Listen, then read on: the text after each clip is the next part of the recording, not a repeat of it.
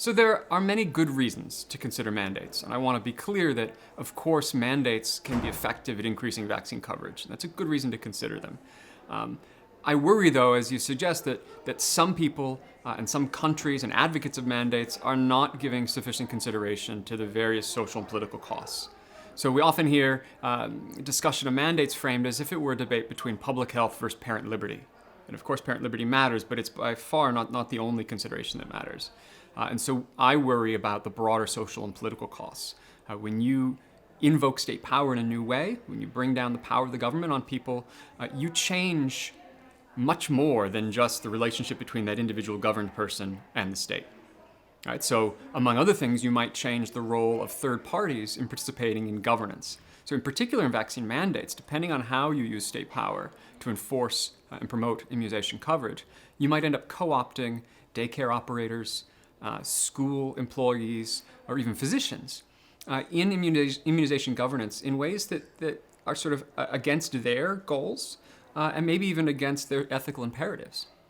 So for example, in the case of a physician, we've had the case in California recently of regulating physicians who are giving so-called fraudulent medical exemptions. We're saying children should be able to go to school even though they're not vaccinated for medical reasons.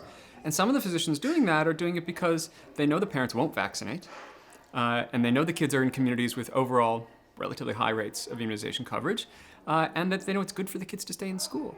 And so if the state is going to regulate that in a way that compels physicians to act in ways that are keeping kids out of school, and sort of cracking down on physicians' autonomy in that way, that might be justified, but we ought to acknowledge the cost, which is that you're compelling physicians to participate in a system of governance that has them acting against the interests of their patients, which is why they got in this business in the first place, not to be instruments of public health.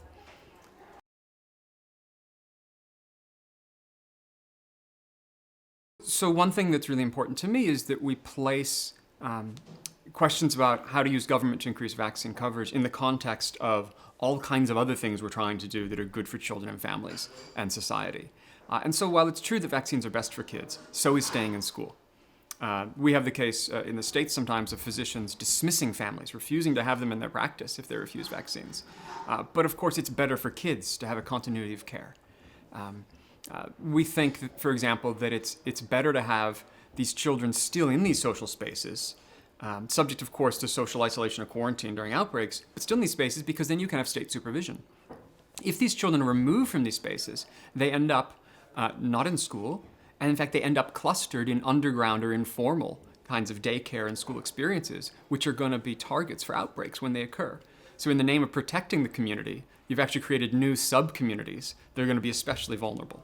And so, I mean, the overall point might seem trivial, but unfortunately, politicians and other advocates of mandates are sometimes not thinking 2 and 3 steps ahead about the long-term consequences of ratcheting up state power to promote immunization. One thing that disturbs me about the rhetoric that not necessarily government advocates, I think public health people are quite good about avoiding this kind of framing around punishment. But one thing that concerns me is the rise of a new political constituency that we've sometimes called the anti-vax constituency. So these are parents who are angry about the people who aren't vaccinating, and I think that anger can be justified, but they turn that into a desire to punish and sort of retaliate against the anti-vax people.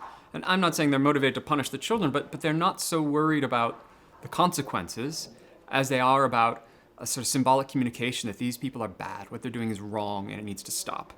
And on one level, of course, that's true, but it might not be, all things considered, the best thing to do. And so I worry, as you say, about the children who suffer. We should try very hard not to let children be too disadvantaged by their parents' choices. Now, you might respond to say, well, that means we should force the kids to get vaccinated. We shouldn't let their parents harm them in that way.